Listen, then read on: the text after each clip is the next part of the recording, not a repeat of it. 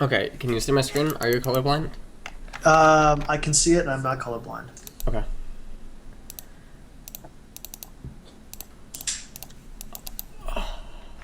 Okay. All right. Let me just read over these quickly and then decide how we're gonna go, whether it's like top to bottom or all over the place, etc. Okay. Yeah, no problem.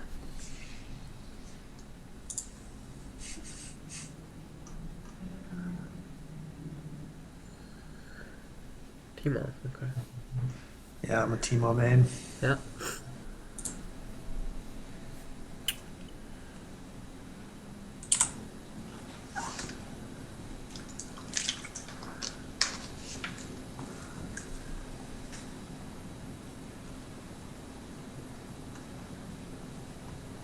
Oh man.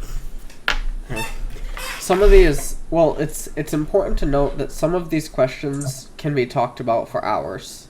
I know. Yeah, that's why it was so hard to kind of filter that in my brain. And even after they've been talked about for hours, you need to go and feel it out, right, and then be able to talk about it more so that you can come at it from other angles. Okay. So some of them are really difficult. I mean, we can talk about them in layman's terms, but beyond that, it would eat up so much time. So I thought maybe like watching a game might be better, but I don't know. Watching a game, well, if you so something no one's ever done for like a verbal yet is they've like you could technically get an hour-long video or like a 30-minute video of clips put together like a montage and attach questions to them. That's something no one has ever done yet. But I'm not opposed to, you know what I mean? Like it's Yeah, that's a good idea. that is a tool that some people could use. Like, here's a situation where I don't know what to do. Like, can you comment on it, kind of thing? Yeah. Yeah, cool.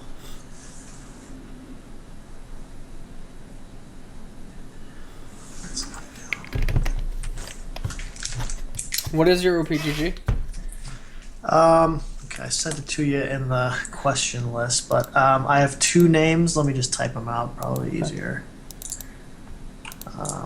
My main, and then my Smurf.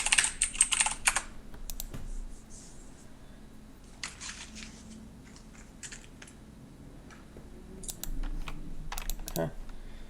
Oh. Alright, I thought you would link me the OPGGs. That's fine. Oh, sorry. No, No. It's okay.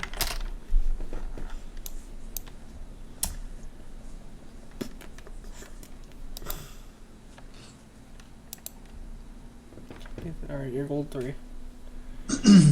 Oh god, you're like a team only. Yeah, just on my main. On my Smurf, I try a lot of other things, but for now, yeah, I definitely would like Teemo Okay. only. And then I secondary put mid, so I just do Morgana mid if I get mid. Okay.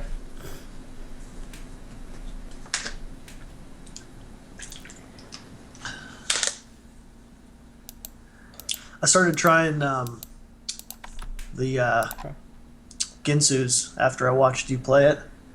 The team. Oh yeah. Yeah. I actually like that a lot for split pushing. It's just kind of rough for a team fight, I feel like, maybe. I don't know. Okay, well we can talk about Teemo if you want to. I'm totally open to that. I mean, I have the folder that could maybe answer you all things Teemo right here. This folder contains over 100,000 words written about Teemo. And then there's screenshots of all the mushroom placements on the map. It's everything. It's my Teemo Bible that never got made because video editor is, well, not my new video editor, but the one before, just, you know, you can't expect much from people that are actually unwilling to do work, so, you know.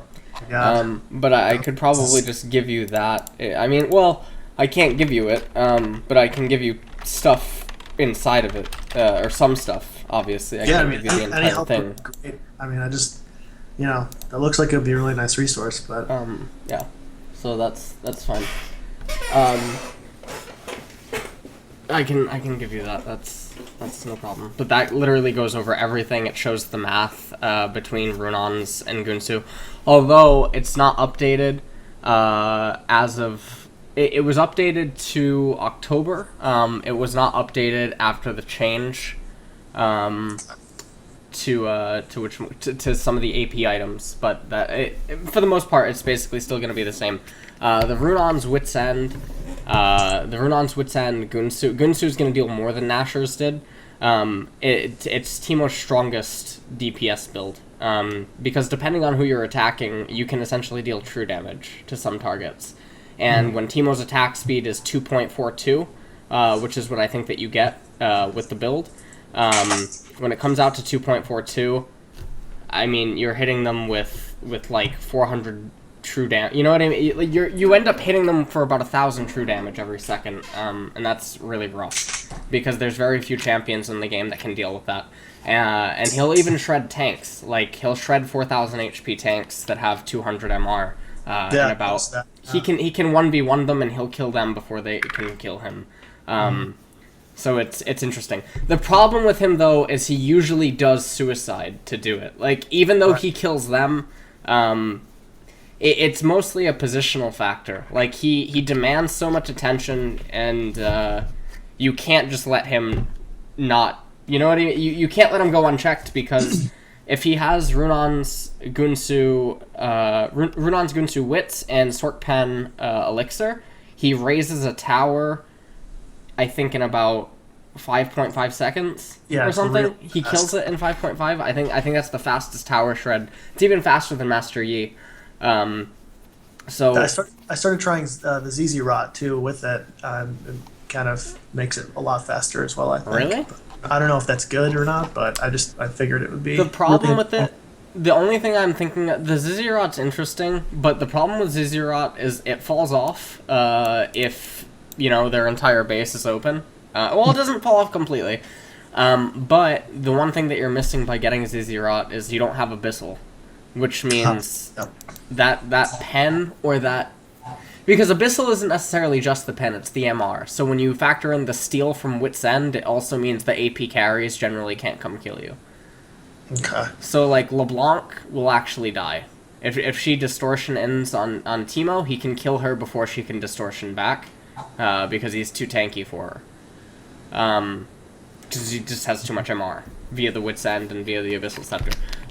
He'll kill Lux if she misses the binding.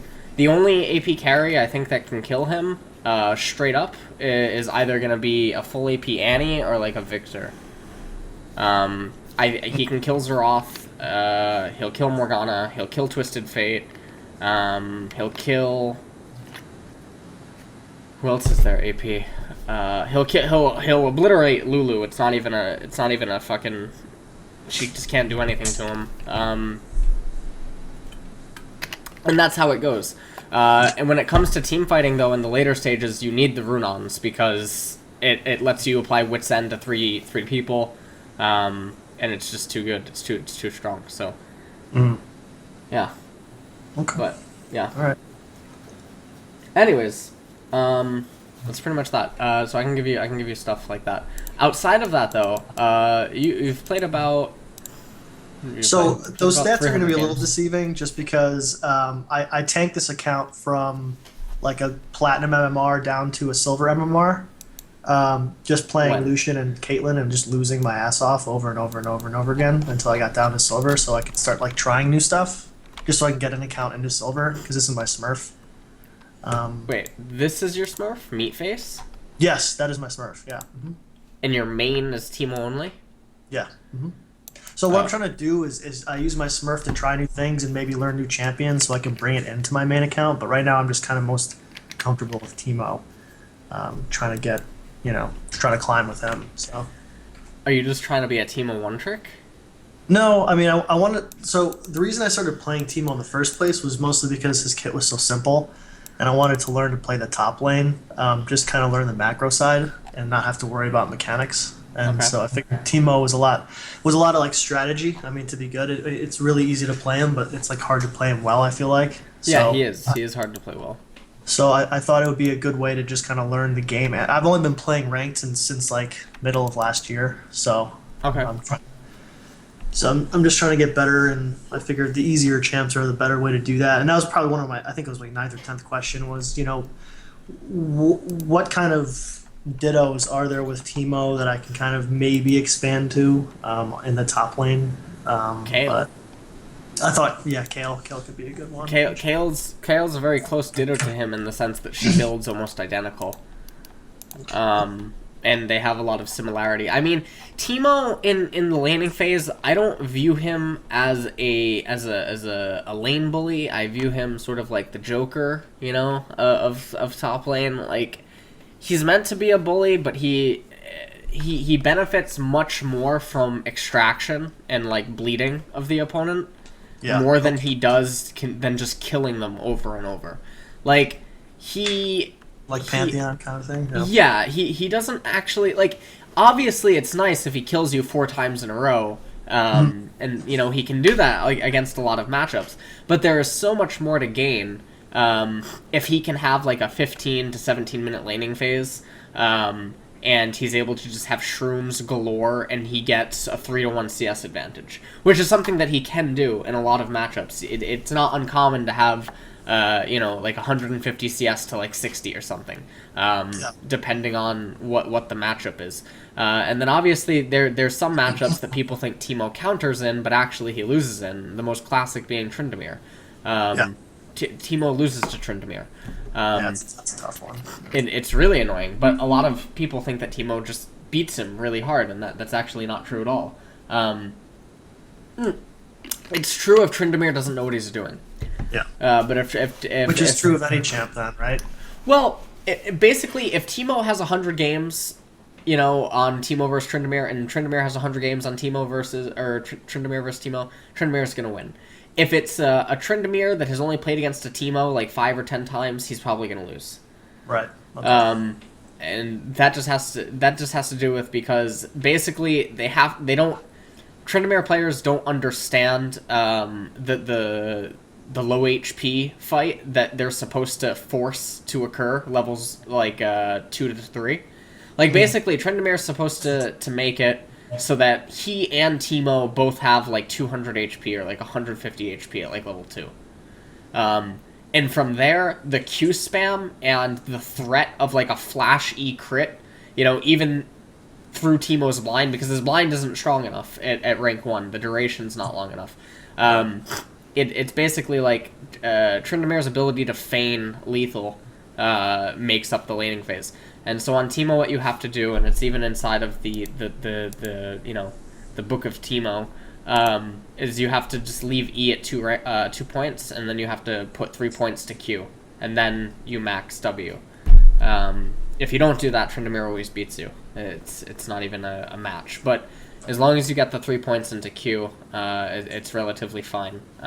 Because mathematically, that enables you to take X amount of combos against him, and inside of the all-in, it should put you at a high enough HP where you can tank like 2 crits and still live after the blind concludes, and then you'll end up killing him as the Undying Rage fades.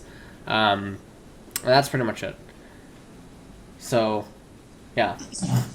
But anyways, okay, so let's talk about, alright, can I give you some solid split pushing tutorial?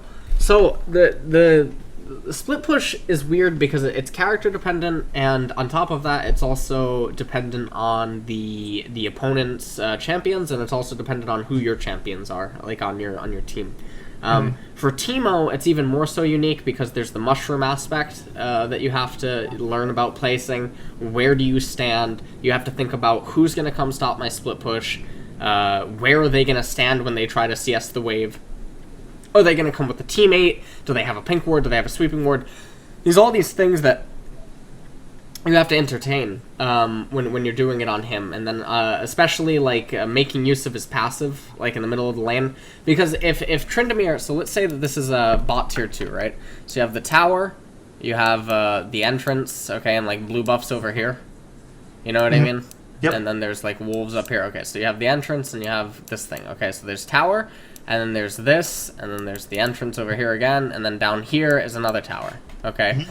So a lot of people, when they're split pushing and this tower is killed, all right, they can push up the lane to here, and then generally they have to run back down to like here, and they have to wait, and they'll generally have like a ward over here and then a ward over here. This is like layman's, explanation. Yep. Okay, Teemo is a little bit different. Teemo can wait right here.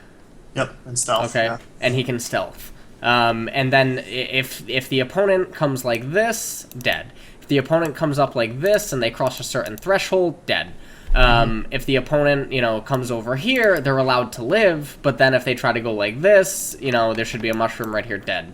So there's a lot of guerrilla warfare tactics that Teemo has that some other split pushers just don't have because they can't do it. Obviously, if you're split pushing on like an Evelyn or something, I guess you can do it if you have like Lsxyzcoaching. And then there's also the brush and knowing how to make use of the brush, and then when do you wait inside of the blue brush, blue buff brush, whatever. And so this is weird to talk about because you have to know when to do it. You also need to know when to get Sorc Elixir on him, for raising the towers. And these are just things that are, if you devote all of your time, because one of your questions are about the fundamentals. So if you devote all your effort into learning these things, what's going to end up happening if your fundamentals aren't strong is that you're going to believe, or you're not going to deviate from whatever you've learned. And because your fundamentals aren't actually strong, you're not actually winning at the game. You're winning at what you're doing, which is different. Yeah. They're two different things. Okay. So if you get really good at split pushing and you get really good at knowing how to do it, on Teemo, what's going to begin to happen is because you're playing the game, so much, and because the players that you're encountering are all going to be so different, the variance is going to be really high on the split push that you're executing. So when you're executing the split push, what's going to happen is slowly and gradually you'll keep climbing, but then you'll keep having to change gears on it because you're going to have to adjust relative to the level of players that you're playing against. And that's not healthy. Because it's not that you're having to adjust the mechanic of split push, it's that you're having to adjust the mechanic of split push on Teemo. Which I think is not detrimental to overall growth, but what's gonna end up happening is you're gonna plateau very, very often, and there might just come a point where you've changed up how you're going about something so much, or you get stuck in such a habit that you just stop improving. Okay. And that's so would your suggestion be to kind of spread out into other split push style champions, or just to kind of like maybe start playing a tank, just go the opposite direction and just learn kind of a different style of top lane? Would that be better? Well, it depends on what you want to do. There's no one forcing you to play, tanks. No one's forcing you to play split push. No one's forcing you to play anything. True. It's more so about what you want to do, because until you're playing for a team, and when I mean a team, I mean like a challenger series. I don't mean like you and a group of buddies are playing every Saturday night. I don't mean that at all. Until you're playing for a team, there's no one forcing you to have to do anything. Nothing's actually required of you. So if that's the case, then you don't have to worry about what you're doing. If you do want to broaden your knowledge and improve your overall fundamentals on split push, then yes, you don't just play Teemo. You can play like Kayle, you can play Tryndamere, you can play Master Yi jungle, you can play Fiora. Technically any champion can split push, obviously just not as effectively as some other ones, but for the most part, there's a lot that you could do. The other thing about Teemo is there's not a lot of good sources for him anymore, because Rain Man's terrible, and the other person that plays Teemo, I think there's a jungle Teemo guy, which there's one guy that's an NA challenger Teemo, Ivan Pavlov, and he's not good. Yeah, he plays Hextech Gunblade, and he's been trying out Rylai's and a few other things that I don't know. I started to play until I saw that stream of you playing the Ginsu. That's when I switched over to that. But it's hard to know. There's no like consolidated source, and everyone builds Teemo differently. Full AP hybrid. Well, there is benefit. Like, okay, so Ivan's okay at Teemo. He's probably the best neutral Teemo that produces content, right? Like, but there's, I mean, I don't know how serious people have taken Teemo. Now, for me, Teemo is like a weird subject, because when I first played the game, I only played Teemo. And, you know, back when I was actually playing and trying to be competitive, before anyone knew me as LS or Last Shadow in the League community, you know, I took Teemo to a high MMR on Korea. And I didn't just look at Teemo as like the AP canon. I played every single variation, which is basically what Ivan does. Ivan experiments a lot. And I played with him in some games on NA, and it's really weird, because I don't want to say that he doesn't know what he's doing sometimes, but there's just so many things that he doesn't do with Teemo that Teemo can do, and I want to think that it's actually just because he doesn't know. Because he does things that are so unrefined. But he is so good at the neutral game of Teemo. Like the laning phase, he's very good at playing safe. He's very good at playing methodically. That he does climb, and he does deserve credit in that regard. But he's incapable of playing Teemo much beyond what he does. And so because of that, it's sort of gimped in some ways. But if you do want a neutral resource for someone that is very solid at the champion, then yes, he's probably the best go-to that exists, because there's no one that makes Teemo content.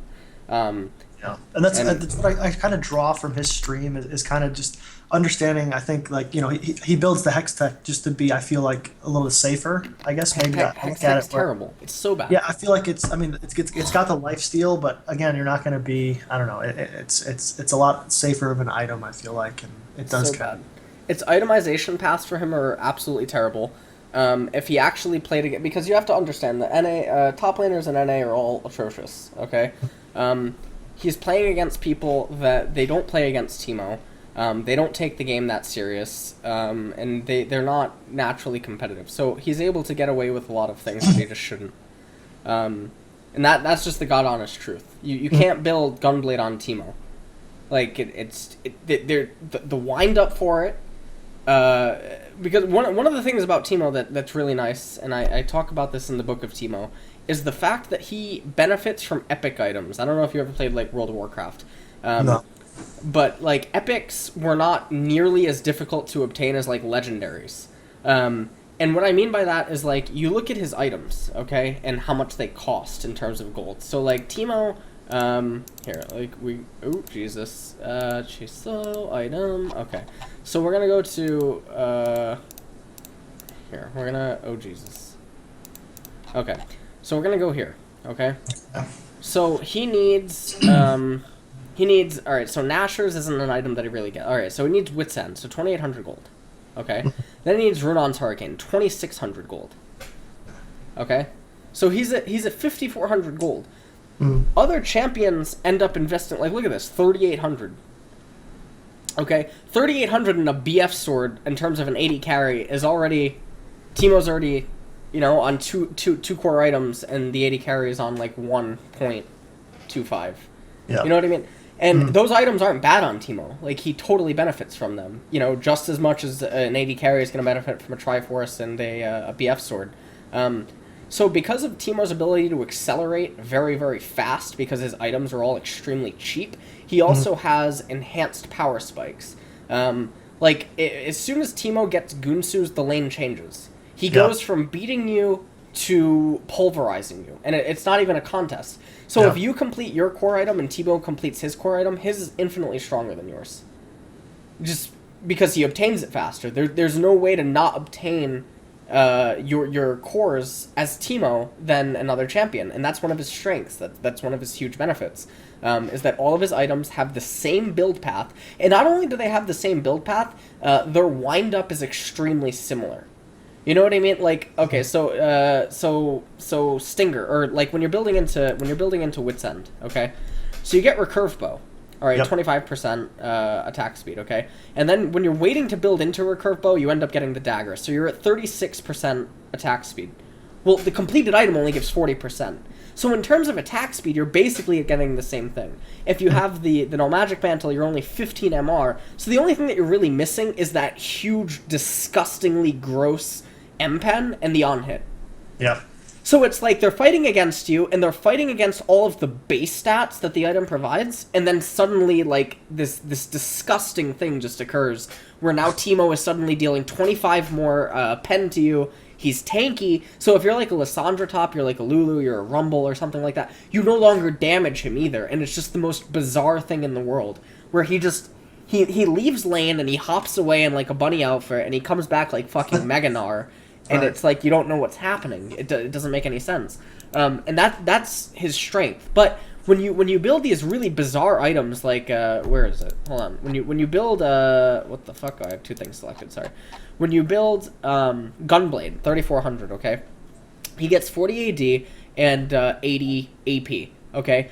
I can tell you right now, alright, that obviously the sustain is nice, okay? Wit's End deals more damage than this item because of the pen. And because of the on-hit.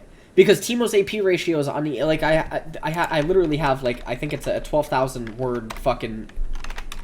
I want to say it's 12,000 words on the mathematics of Teemo and all of his... I'm not going to click it because obviously I'm streaming, but I will look after. There is an entire thing in here that goes over the mathematics of all of Teemo's builds, and it shows all the DPS, God, the DPS things. Let's see. But anyways, you can't build him like this. Now, there is the variant of the AP Teemo, which is the full AP with Leandries and stuff. And that one is so, like, hit or miss. Like, sometimes I feel like it's just nice. too easy. I just feel like it's too easy to counter. Just it has too much counterplay. Yeah, I mean, it's just too much counterplay to it. But one question I did have was because I actually went into Ivan's stream and I asked him once what he thought of the Ginsu build. And he just thought, from his perspective, it's too difficult at his elo to hit 8 autos onto a single champion before they either kill you or... But you're not supposed to hit champions. Right.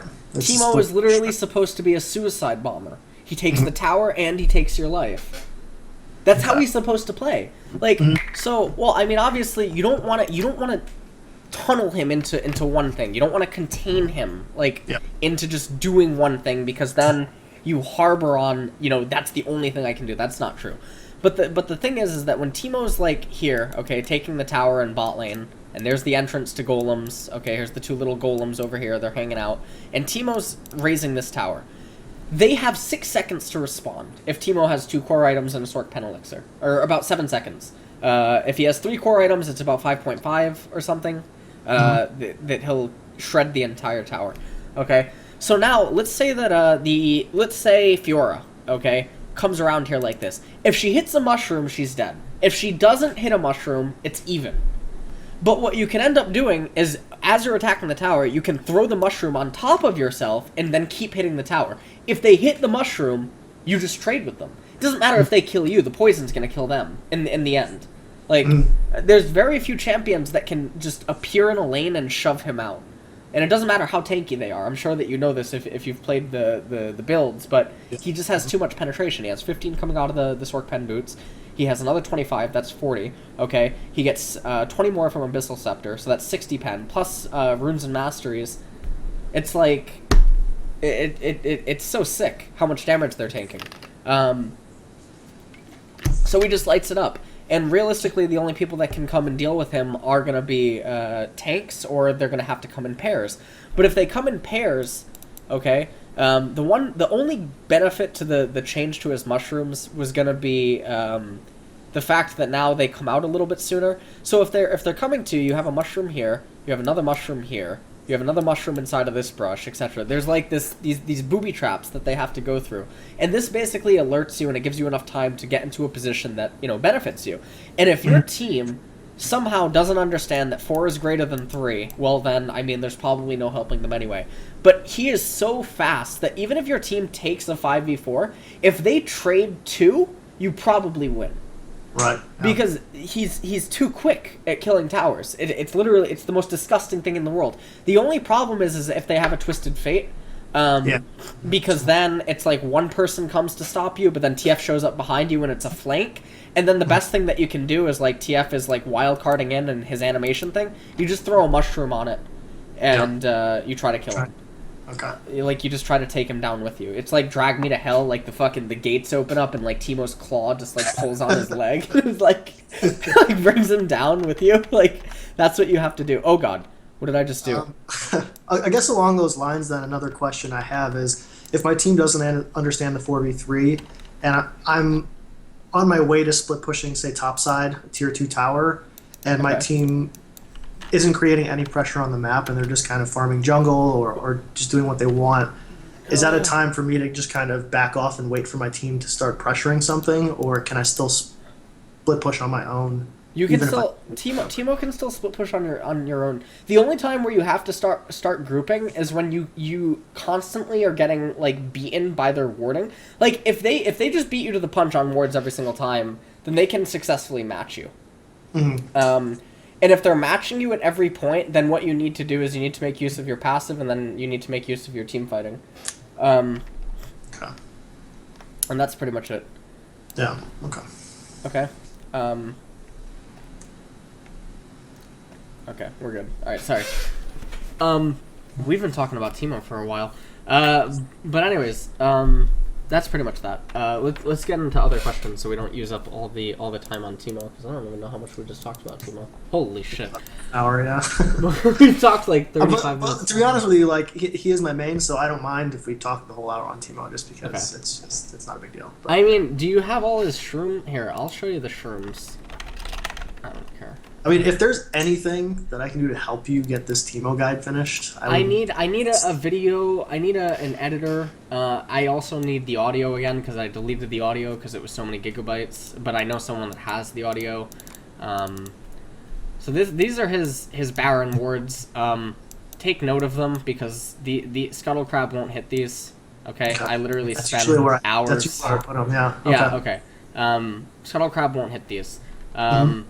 These are his blue wards. Now, obviously, you can improvise as well. You know what I mean? Like, you can put one here. Sometimes you put it in the middle of the thing. Because you have to mix it up. You can't do the same wards every single time throughout the game. But these are his very generic ones. This is really nice. This setup, oh my god. I've never done that before. What's the advantage there? Well, okay, so what's going to happen is, say you're Lucian, okay? This is what's going to happen. Now, there's one of two things. Where either... oh, Jesus. Hold on one second. Epic pen. Fuck. Okay, so here's the thing. Alright, say that you're Lucian, and you go la-di-da-di-da, and you hit this.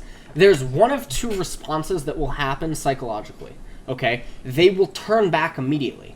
In turning back, they already take about 2 clicks of mushroom. Then they go through again, they hit it again. Oh, God, yeah. So it's all just a psychological... so simple. Yeah, it's really simple. It's just psychological.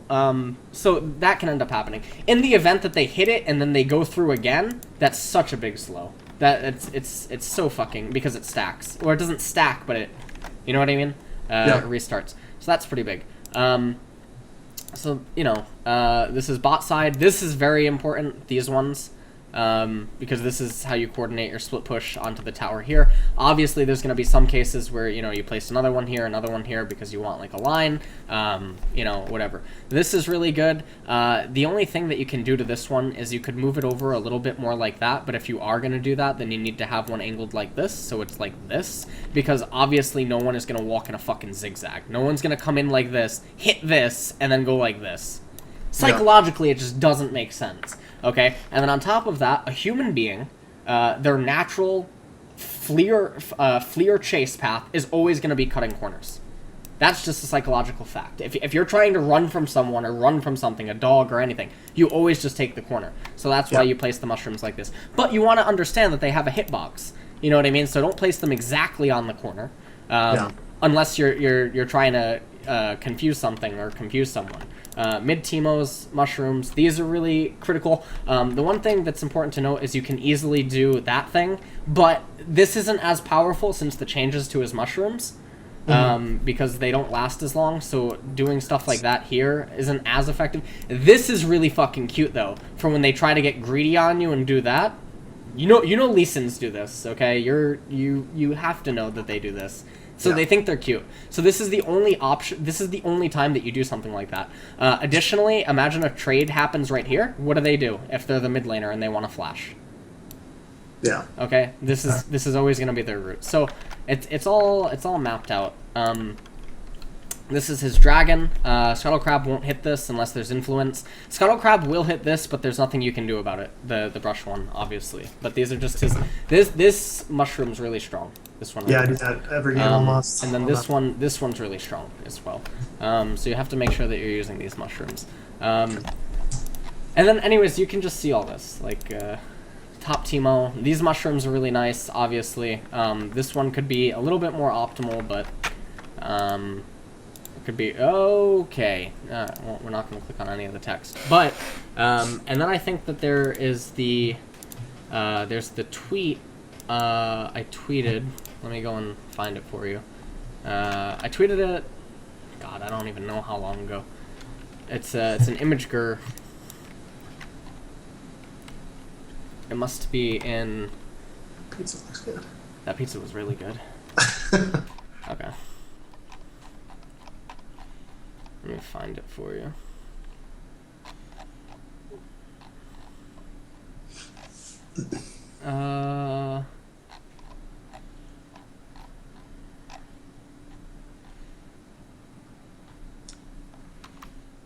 Huh. I wonder if it didn't... Shit. Maybe it's on my Facebook.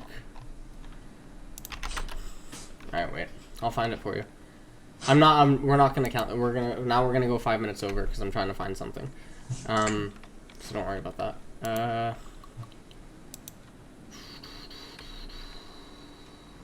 Jesus, I have no idea where this thing could be.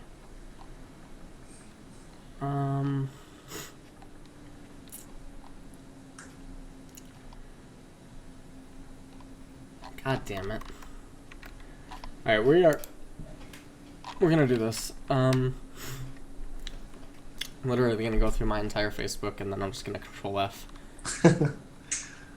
Oh man.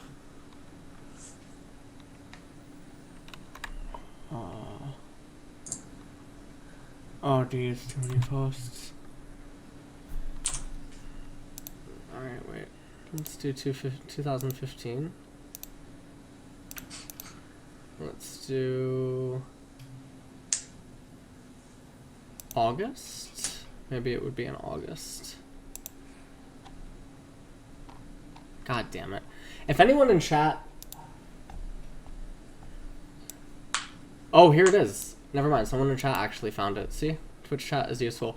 I don't think this is the final version. This is pretty close to the final. It tells you his skill order for every matchup. Because every matchup's a little bit different. Mm-hmm. Okay. So it has top Teemo, and then you have mid Teemo. Oh my. Okay. Okay. So here, I'll just give you the link to this. I thought that was in the book of Teemo, but... Or I thought it was in the folder, but I guess it's not. Okay. Awesome. So that's good. Okay, so now you have that. Yeah. Okay. That's pretty much that. Okay. But when you're playing him, it's really important to understand the economic component. He can fall behind, but the problem is that Teemo's wake up, and when I mean wake up, I feel like this is a term that I use a lot, and I guess it comes from fighting games, but I use it in the sense that, like, they get something and then it's suddenly like they come alive. Teemo's wake up, it doesn't matter how far, but he can go 0-5. Okay, if he gets to his Gunsu Wit's End with Sork Pen, he is always a threat. Mm-hmm. He'll kill you. It doesn't matter if you're a 5-item AD carry. He will kill you before you kill him. That's a fact. Okay, you can have QSS all that you want. He's still gonna 3-shot you. Like, that's just how it goes. And he raises towers really fast.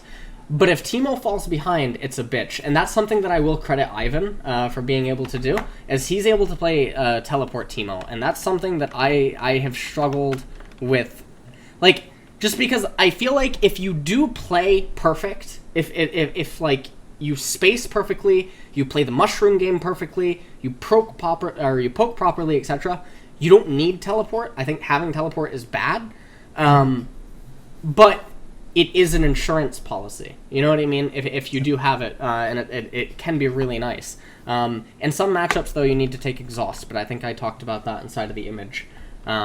Like, against Riven, you shouldn't ever be able to beat Riven. You need exhaust to beat Riven. But then, once you get Gunsu, it's over. She can't ever get onto you if you have exhaust. If you have exhaust and she goes onto you, she's dead. So Riven, you don't actually kill, you make her kill herself. You know what I mean? Like, you throw a ton of subliminal messages her way via mushrooms and, like, attacking her, and then she just sort of snaps. You know? And then when she snaps, you just exhaust her, you spam Control 4 as the poison, you know, ticks away, and that's pretty much it. Okay, let's look at some of the other stuff. You want to make sure that your fundamentals are in order. Okay, so the thing about Teemo is he's really crucial on the clicks. And what I mean by that is, like, you need to make sure that your bouncing in lane is proper. You also want to make sure that you're using your passive properly. So I think, actually, here, I'll show you one thing. It's me versus a challenger tier Rengar.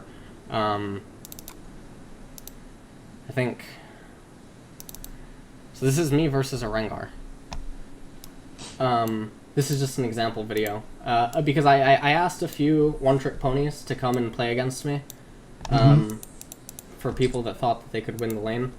So this is a one-trick Rengar? Well, it was a one-trick Rengar. Okay. So this was a one-trick Rengar, and he was just on an ID, and we were just doing random stuff. So anyways, the stealth mechanic is important. He's on a friend's ID, but this is actually Anton, the challenger jungler that I coach sometimes.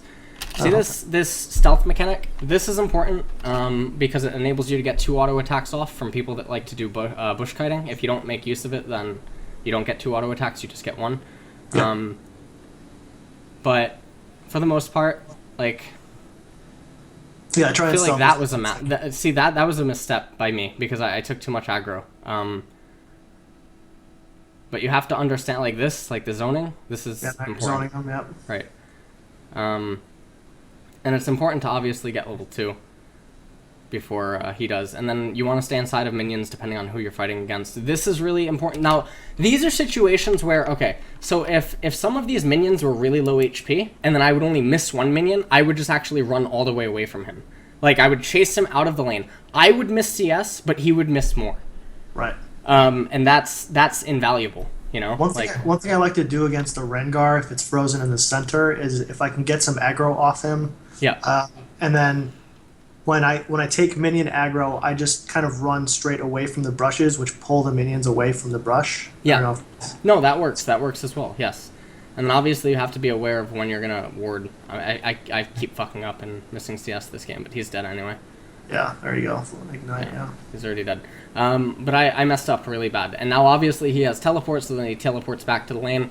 And so these are actually problems. So if I didn't miss all of the CS, this would be fine. But now, like, now if he has teleport, what ends up happening is, okay, he's dead right now. And then he's going to start recalling in 8 seconds or something, right? By the time he recalls, the lane is going to be in his favor. In some ways, which means that you have to invest into a pink ward. And then that becomes the problem for Teemo, where, then you have to figure out a way to regain control of the lane, set up positionally, like your mushrooms and whatever, to be able to dance against him, and, yeah. Okay. So that's important.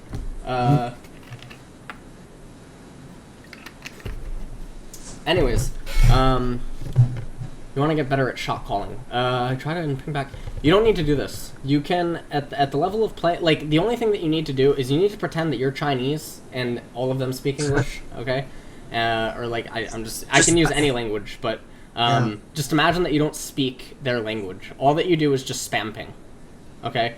Because a Teemo that's carrying, they're going to laugh. They're going to think it's, like, the funniest thing in the world. And a Teemo that's behind, you're getting flamed anyway. Right. So it doesn't matter. There is no middle ground when you pick Teemo. Like, there's a high chance that people just dodge, you know? Like,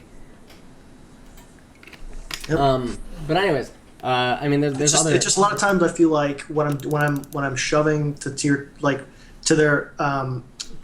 tier 3, like the right in front of the inhibitor turret. Yeah. and my team's got maybe a tier 1, and I'm just super deep. Even though I'm well warded, I just feel like it's too easy for my entire team to just kind of goon squad me, and so, while my team is doing nothing. So I'm just trying to figure out a good way to communicate that team of, okay, what should you be doing when I'm doing this, Let me just say this really quick. This is something important. Okay. About Teemo's blind. Hold on. Here, you can see, right? Yep. Okay. So if you can surprise the enemy AD carry, I think we're gonna do it like this. So I think I'm gonna come out of stealth and Q him, or he's gonna try to auto me as soon as he comes into range. It's pretty stupid. If you come out of stealth and you Q the enemy AD carry, or you surprise them, etc., they're always gonna. I mean, this is obvious, right? But it's important because it's something that you can do abusing stealth. Do you know what I mean? Sorry, say that again. I don't think I understood what you're saying.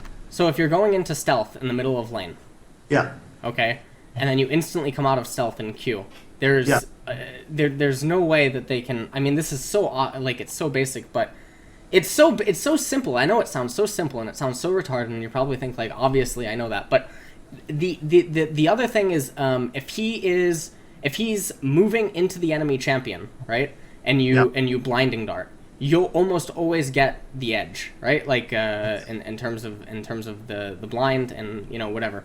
And then on top of that, the ranks and the blinding darts matter for dueling against certain AD carries attack speeds, because there's a certain length for the blinding dart against attack speed. It doesn't matter. Like I think it's like 1.5. It's in here. Okay, where depending on the rank of your Q, you can be guaranteed to block X amount of attacks, depending on when you use the Q. So if you're playing against someone that has like a 3 attack windup, you want to make sure that you use your Q at a specific time. Like against Rengar here, like when he goes for the Savage, see? You have to use it at a specific timing. Like you have to use the Q when he's mid-leap. If you don't use the Q mid-leap, the blind doesn't last long enough. And other stuff like this. This doesn't matter. This is nitty-gritty. They changed the mechanic. Did they change it? Where now, I think before, like patch 6.2 maybe, if you had to hit the blind to actually get the blind, now once the animation starts is when the blind begins. That's so gross. That's such a nice buff. Yeah, and that's what now I think that what that does is against like a Renekton, you can blind his stun on you, and a couple of other champs. It's just kind of disgusting. Yeah, so it was a pretty good buff, I think, to him. All right. So anyway, that's basically the thing about shot calling. If you're trying to control Dragon or Baron for your teammates, you need to make it a point to run there, like 3-4 minutes before you think they should take it, and then start placing mushrooms. Make sure that whenever you do that you charge 3 mushrooms. Plop, plop, plop. When you're trying to like steal Baron, or when you're doing a Baron contestation, you want to actually make use of his bouncing mushrooms. Yep. So you want to place one on top of yourself, as sort of like if they come on to you, they get slowed, and then throw one, and then throw one. And that's really nice. I haven't tried 40%. I mean, actually, no, I did try 40% full AP Teemo once. It's terrible. It's just, it's too easy to counter. It's way too easy to counter. Pink sweepers. Yeah. Pink wards and sweepers are just, and then honestly, the damage isn't enough. It really just isn't. It's just not enough. Right, so it's like it's very dependent on who you hit with it. So it's like, I don't know. So anyways, about the wave management and starve tactics, this isn't something that's gonna be able to be talked about simply. This is where you need to watch. But it's not just Teemo. You can watch a lot of like yesterday I was playing against a fucking Trundle, and he literally had the lane frozen from when he was level 4 until he was level 7. It was in the same spot. It doesn't matter who you watch to do it. It's just you need to watch how it occurs. Yeah, it's like, I guess the question is more kind of, okay, I know how to freeze a lane in one spot for forever, essentially. I just don't know when it's good to do that perpetually, or to just start hard shoving and just try and take as many towers as I can. Like, is it kind of just as general as we're losing the game? Well, like, in laning phase, minions are like Teemo's posse. So if you can freeze and then you want to go for a kill, but like maybe your ignite's coming up in 40-50 seconds, you want to freeze as long as possible, but you want to glacier. Glacier being 3 minion waves on top Yep. of each other. So And the really reasoning for that is so that even in a 1v2, your minions will deal so much damage. Like, early on. Yeah. And in the later stages, though, I don't think you ever want to freeze as him. You just want to get in and get out. Okay. Beat it and skeet it. You know? Yeah. I think that's it. In my champion pool, again, yeah, just like play Teemo, Kayle, Tryndamere, I guess, if you really want to. Those would be the 3 that you can just play, but don't expect immediate growth. You know? Yeah. Be realistic with growth. Find it easy to find the mistakes in decision making in regards to objectives after rewatching. I disagree with this. In fact, there was even a thread on Summoner School about me saying it, that I disagree with it.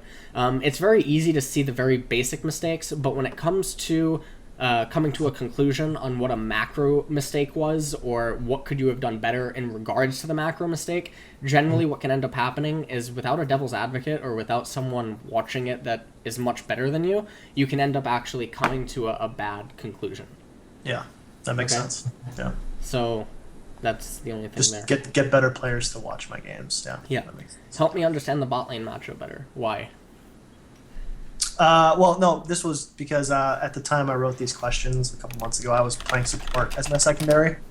So I played Morgana, Soraka support as my Soraka's secondary. good. Yeah, they're really simple and they're really easy to play. So that was kind of my question. 'Cause I know I watched one of your old YouTubes from almost a year ago now, and you kind of talked about the different styles of ADCs and support. You know, like the supports that are the kill, babysit, tempo, control, regular. Well, of course, you don't think of say a Nami the same way you think of an Annie or a Karma. Sure. But I was just thinking, like, if you could expand on also, like, 80 carries in that kind of vein and the combinations. I mean, I know it's a very general question. But... Lucian is sort of like he's balanced everywhere, sort of. Lucian is like Falco. Do you play Melee? I played Smash 64. I didn't play as much Melee. Okay. Lucian is like your Mario then, or something. Like, he's balanced in so many areas, you know what I mean? But he's not weak, necessarily. Like, he has weaknesses, but none of that are glaringly obvious. And then, obviously, he has some areas that are just really strong and really broken. And so he's a very safe, solid, generic AD carry pick. There's other AD carries that are meant to be lane bullies. They're meant to crush the lane, and they're meant to... basically to showcase your ability to bully your opponent, such as like Caitlyn. And then there's scaling AD carries. There's Kog'Maw and there's Vayne, but both of which require a lot of skill to be able to play. Okay. Ezreal, another wind-up. Sorry. Corki. Corki's scaling. Corki's style? Yep. Corki is scaling, but he's a mix between scaling and bully.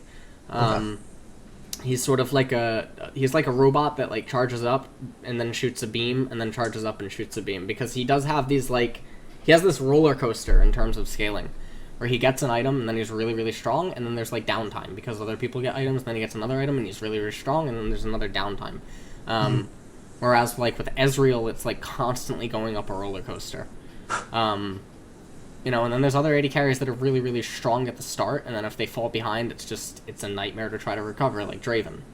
Yeah. Draven is all about constantly accelerating, 50 miles per hour, 60 miles, 70, 80, 90, 100, and Draven doesn't slow down. He wants to just keep going to 400, 500, whatever. And yeah. Okay. I think that's pretty much that. Is Hybrid Teemo currently the most... okay, so yeah, let me just answer this. Hybrid, in the sense of Gunsu, Wits, and Runons, there's going to be some situations where Liandry's is actually good after the change to it, depending on, who you're facing. Like, if you're facing multiple tanks, Liandry's is actually really good. Just because the pen is extremely similar to Abyssal, and on top of that, the passive is just really strong, and the AP and the HP is just really, really nice. So it depends. Sometimes you can swap out Abyssal for Liandry's in some cases. Mostly, I think the usual build that I have for him is gonna go. It's gonna go Gunsu, Wits, Runons, and you don't really need Nashers anymore because Gunsu does everything that Nashers could do, but better. So it's way too strong. So Gunsu, Wits, Runons, and then generally what's going to happen is Abyssal, and then generally Zanya's. That's going to be his build path. Although there is going to be the alternative where you go like Gunsu, Wits, and then Runons, and then you can go Liandry's, and then on top of Liandry you can go Void. You know, depending on how the game is going. Like, are you still perma split pushing? Do you ever get into duels? The Zanya's is mostly for duels. I think there was a game yesterday where I played on Teemo. Wait, yeah, right here. Okay, so this build I was literally 0-5-1. Okay, or like 1-5-1. Is there a way to wait? Maybe I can check the match history. This was like the most frustrating thing in the world, where he can get very frustrating to play as well if your jungler doesn't know what he's doing. So let me just say that, okay? But where's the build path? Okay. So here's the build path, okay? So the other thing is pickaxe before blasting wand is really cute if they already invested into a null magic mantle, because it really hurts them. Yeah. So that little mix-up is really good. Getting tier 1 boots, generally I only do as a match, or if they're being really greedy and neglecting to get bloots. Bloots, you like that? Boots, you can do that, and then you complete Runons, then you immediately go into Wit's End. The one thing that you'll notice this game, though, is that I immediately go into Scimitar. And I go into the Scimitar, why? Because Jin's Snare, Lulu's Polymorph, and Quinn's Blind. Okay? Zanya's is not going to benefit me nearly as much as Scimitar is going to. If this was not Jin, if this was Lucian, okay? And if the mid laner was Orianna, or if the mid laner was, I don't know, well, no, maybe even Ori, I still get Scimitar. But you get what I'm saying. Like, yeah. When you need the Zanyas to basically buffer for you, like on the poison damage, or like during an all-in trade, or if they have a Zed, Zed definitely, Zanyas are going to be superior to Scimitar. But when they have crowd control CC, like blinds or snares, you need Scimitar. And it doesn't hurt him either, because he already has AD ratios. Like, it doesn't really matter. Okay. But yeah, definitely prioritize the QSS and then the Vamp Scepter, because the extra 10 damage via pickaxe doesn't do anything. I think the lifesteal is superior. So you can do stuff like that. Yes. Really also, this game, I actually did it. You can see I go EQ, EQ, and then I think I did get a kill, actually, on Volibear. Oh, you laned against Volley? Okay. I landed against Volibear. I don't know when I killed him. You don't think the move speed would be helpful when he kind of sprints at you there? What? Taking a W. No, like, the EQ is for if you can get the execute underneath tower. Mm-hmm. So what you're gonna do is you're gonna go EQ, EQ, W, because you need W to get back to lane efficiently. Yeah. So EQ is for like really high pressure, which it was really high pressure. Like Volibear, obviously I don't have a replay of the game. He got really dumpstered until like. So anyway, if you're a jungler, or if you ever play jungle, okay, or if anyone fucking watching right now plays jungle, if your lane is dumpstering the opponent, what you do for your laner is you get them a pink ward as well. And so this is something that can get really frustrating. So basically, Volibear was getting obliterated like 3-1 in CS, and I was up a kill on him, and his tower had like 1,000. There was no hope. There was absolutely no hope for the guy. But then, through the grace of God and like roams via Lulu and Quinn, I ended up dying 5 times. Now, obviously, you can prevent that with certain mushroom placements, but then again, sometimes you can't. You know what I mean? Like, they fly around the mushrooms, they have pink wards, they have sweepers, you know, whatever. And it gets really, really frustrating, especially if Volibear, like, flash, you know, flips you or something. So sometimes it can get a little bit annoying to play him properly and get punished because you're playing a 1v3 in top. Like, that's very frustrating. And when stuff like that happens, if you're not tilting like I do, because I tilt off the face of the planet, man. Like, you have no idea. I don't ever tilt. I played poker professionally for a few years, and you know, I don't tilt at all just because of that.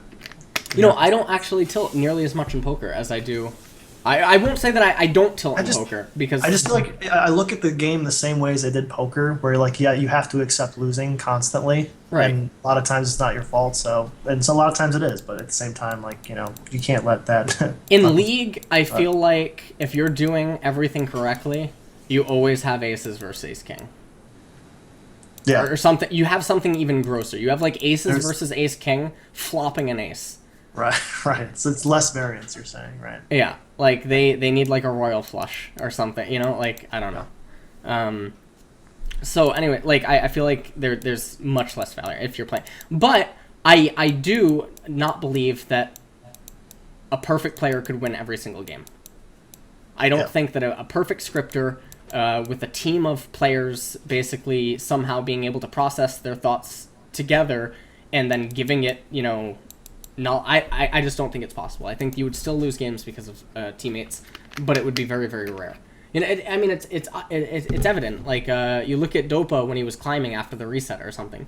He had the worst win rate after the reset than he ever has. If he goes on like if he makes a new ID and it's unranked and it's the middle of the season, he gets into Challenger with like 85% win rate, right? But immediately after the reset, he had something ridiculous, like 50 losses and like 80 something wins. Just because, like, what do you do, you know, after the reset and your top laner is, you know, gold 2 and he's colliding with a diamond 1, like, right now, you can still do stuff, but like it's gonna be, you know, but you have to understand that it's variance, you know, as long as you play well, you know, a majority of the games, then you'll climb, yeah. Right, and every time that happens to you, it's gonna happen for you. So, there's that. Right. Okay. The other thing about Teemo is make sure that, regardless of what your skill order is. So, like, let's say that at level 8, I took a point in Q. Okay. By level 9, you actually have to start investing into W. Typically, I do EWQ, so I don't put points into Q. I literally. Q's important for some matchups. Yeah, I never think about it on that level just because I'm still playing like gold platinum, where I don't know. I don't think thinking about that min maxing is as efficient, but maybe I'm wrong about that. But like against Aurelia, it's important. Against Heimer, because W doesn't do anything against Heimerdinger. Against Diana, it matters at level 8 because that's her like all-in potential. I mean, you can go through this. Against probably Yorick, you probably want to do a Q first, right? I would assume. No, Yorick, you just accept that you lose the lane. You just what do you do? You can't even use mushrooms. It's true. No, yeah, it's true. Yeah. You just have to accept that you lose. There's a few matchups where Teemo just literally cannot do anything. Victor is one of them.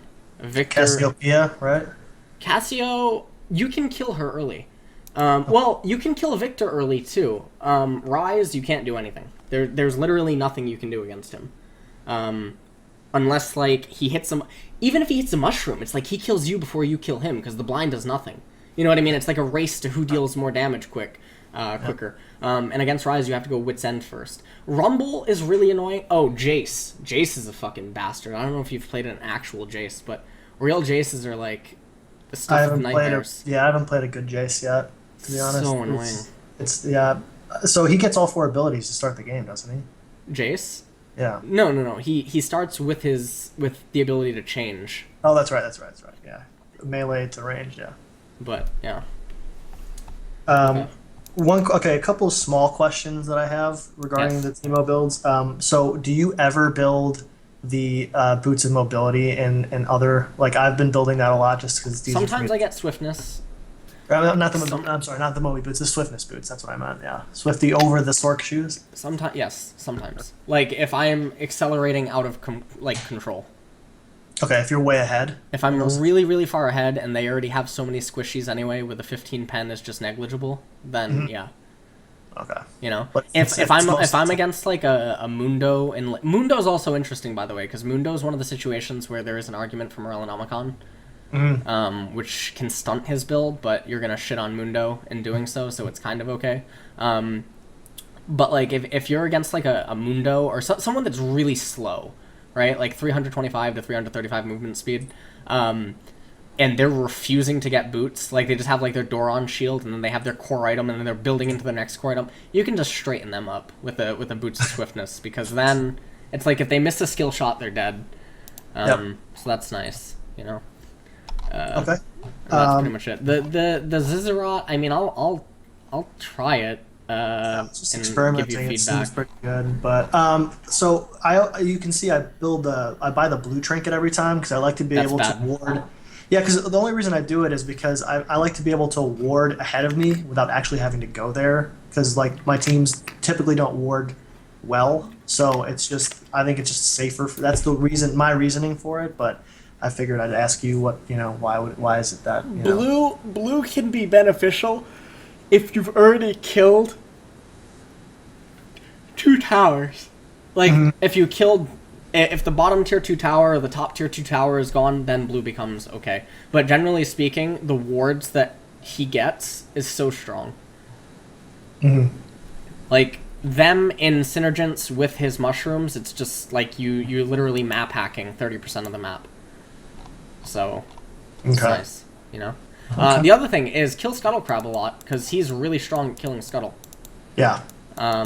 He melts Scuttle. He melts Scuttle Crab. And then if you're blue side, make sure that you... Well, actually, you can do it red side, too. If you're blue or red side, make sure that you start on the mini blue golem, so that you get half the level. Yeah, okay, so yeah, when I'm on blue side, I do the blue small golem, and on the red side, I take the small golem. No, it doesn't matter what side you are. So you have the big golem here, right? Yeah. And he has these 2 little things, okay? And you have the entrance. Yeah, I can usually take that without taking any damage. Yeah, exactly. So if you're red Teemo, you come in like this, and you kill it, and then you go up. If you're blue Teemo, then you come in like this. And then you kill it, you go up. Yeah, because usually when I'm on red side, I just get like too scared to get shit on if I get caught or something. So I just take the small golem instead. It's the same. That's fine.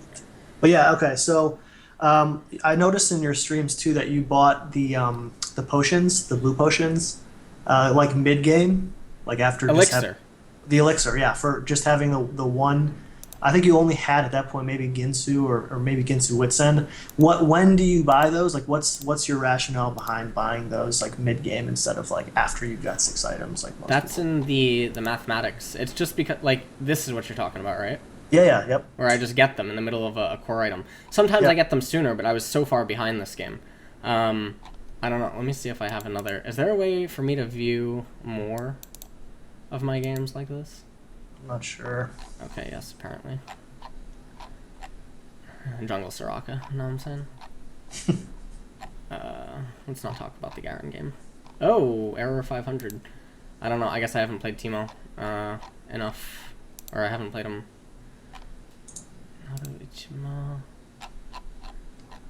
What? Alright, I guess I haven't played him enough. Basically, you get it when you begin your split push. It is so valuable. It doesn't matter if you have to sell, like, I mean, if you have to sell your Doran's ring to get it, just do it. Because the threat that it poses, it basically means that, I mean, even if you just have a Gunsu, you still kill the tower, I think, in, like, 10 seconds. Like, it's just so strong. Okay. It's so powerful. And then... the mana regen, I guess. I mean, everything about it. The AP, it's mostly the true damage on the tower. Also, I don't know what masteries you're using, but these are the ones I use. I've seen there's a variant of Teemo that I haven't experimented with, but I do want to experiment with it, which is the Grasp of the Undying. But you would have to build a little bit tanky. But I go over that actually in all things Teemo, the tank variant Teemo, because I think that's really misunderstood. I've seen an argument for Storm Raiders. Actually, I talked with a Korean Teemo guy. This was in November, before I quit LoL, about Storm Raiders on Teemo. Forget what does that do again? Sorry. If you deal 70%, if you deal 30% of the champion's HP, then you gain like 70% movement speed, 75%. Oh, okay. Yeah. Which that would like let him get in and get out.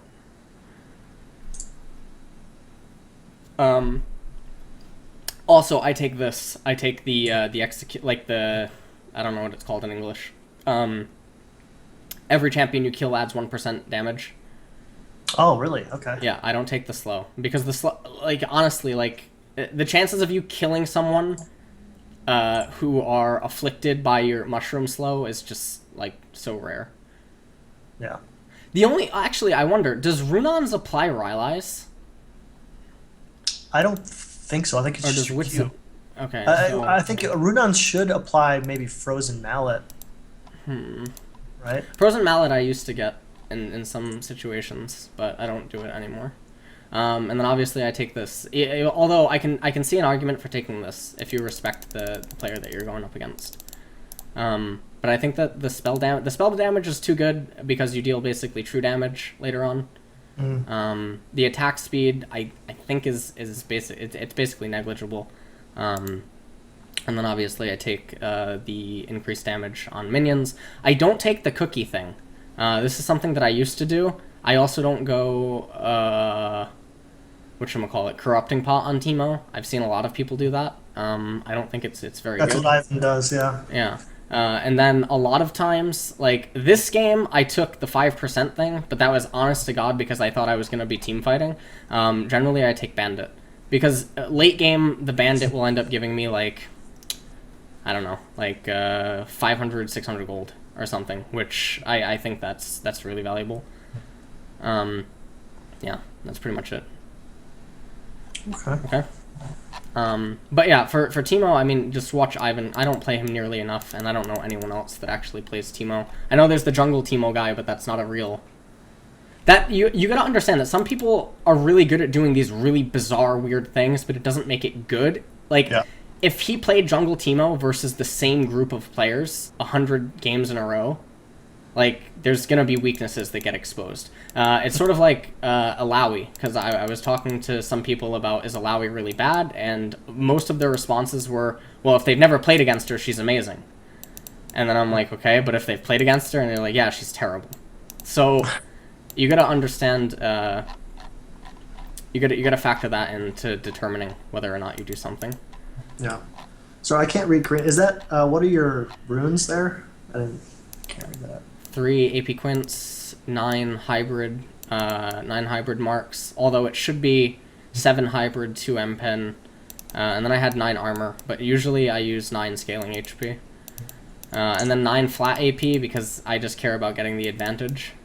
Yeah, it's getting early. Yeah, getting the early edge is all that matters, and the scaling AP doesn't really matter against the targets that you're going to be hitting, because Teemo doesn't get AP, like with his build. He gets attack speed and he deals true damage, so it's nice.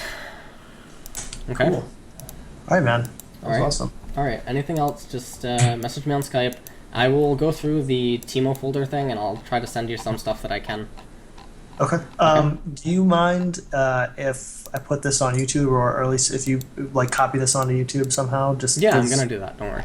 I was talking to some of the guys in the Teemo Reddit subreddit. Is there really one of those? There is. There's like 10 people who visit it, including myself. What is it called? And I actually, it's called Teemo Talk.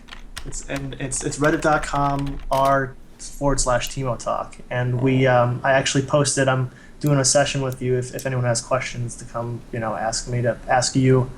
So some of them were. Oh my god, it was. Yeah. Yeah, it's sticky. Are you like, why is this sticky? It's sticky because there's literally 10 people who visit this thing. So like I made a post and the moderator is really active and he's like, listen, like, I'll sticky it for you because everyone was excited about this. So. Oh my god.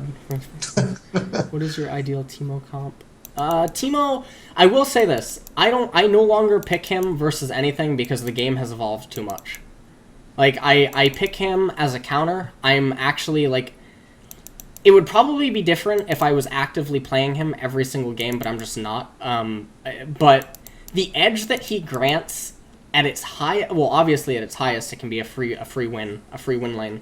But generally, it's only going to give you, like, a 55-60% edge.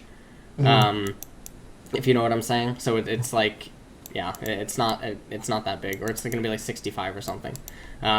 So it's basically like you're going to be flipping, in some ways. So I don't actually pick him to a comp. If I do pick him and the comp ends up going really weird, like I think this game I thought I was against Quinn, which is actually why I ran the flat armor. I thought Volibear was jungle. Otherwise I just would have ran HP. But like if I'm against like let's say that the enemy top laner picks, I don't know, like name some tops. Renekton. I'll pick Teemo. Let's see, Rise. I won't pick Teemo. Okay. Let me just do this. Gangplank. I wouldn't pick Teemo.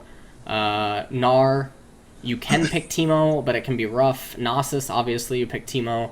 Nautilus. Sorry, did you say Gangplank you would not pick Teemo? Yeah. Okay. It's not that it's bad, it's just that he presses R late game. Yeah, like he presses R and it stops your split.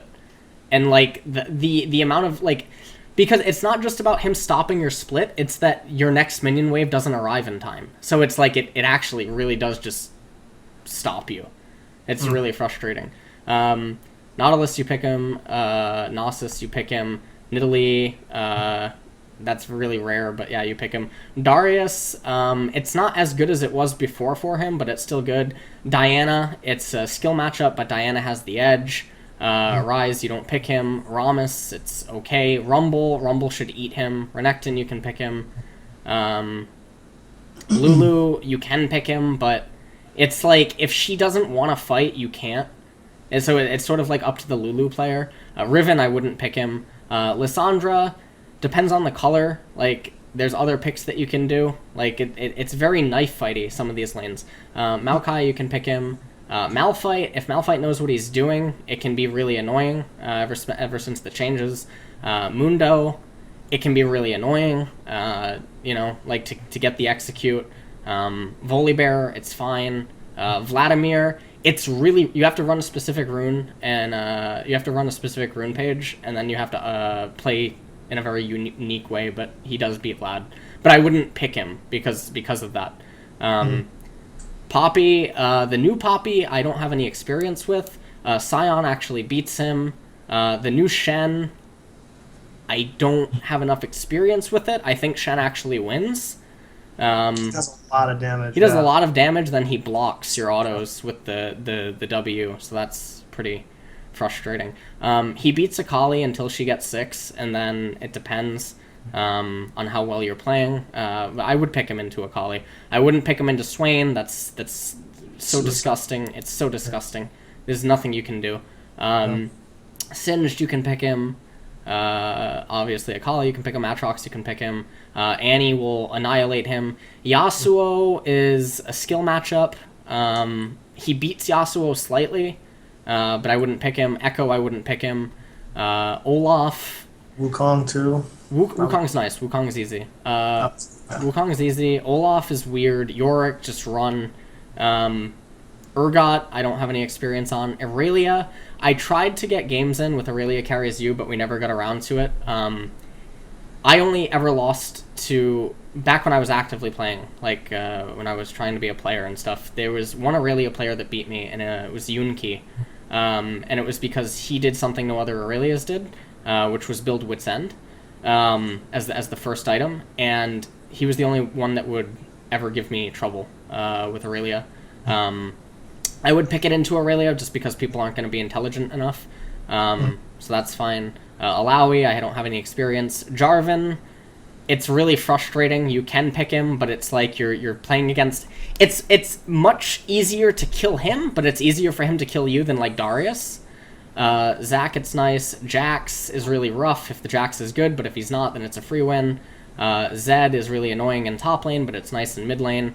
Zeroth is... I mean, I guess I'm listing mids now, that's weird. Jace is a nightmare. Zillion in mid is a nightmare, and top lane I don't really think there's a problem. Cho'Gath is really easy unless he's using Mecha Cho'Gath. Fuck those players. It's so annoying. Karma's fine. Kassadin he eats him now because of the change to his Q. Kayle, Teemo beats Kayle. Kennen beats Teemo. Quinn, it's a very, very close knife fight, but the edge goes to Teemo. So there's that. Tom Kench. Tom is really weird. Tom can beat him. And if Tom kills him once, it's over. It's lights out. Trundle, Teemo beats Trundle. Tryndamere beats Teemo, but I would pick him because Tryndamere players aren't going to actually know how to do it. Pantheon, Teemo actually beats Teemo eats Pantheon, but so many Really? everyone tells me that Pantheon beats Teemo, but that's not true at all. That's like trouble. So you go Q poke. yeah, exactly. So okay, so you run 9 flat armor, right?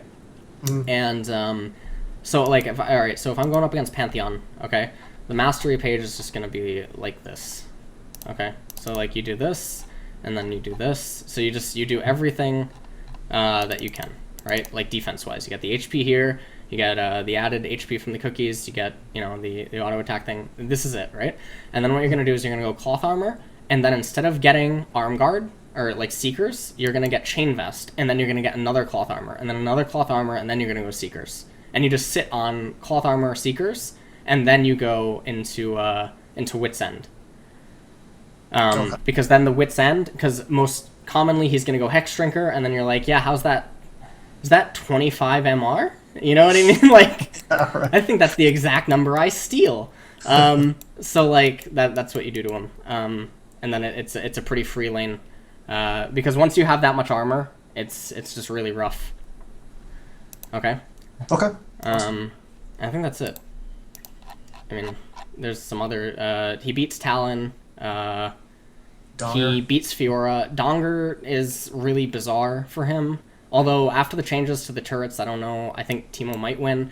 Fizz, he eats Fizz, but it's a very jungler heavy matchup.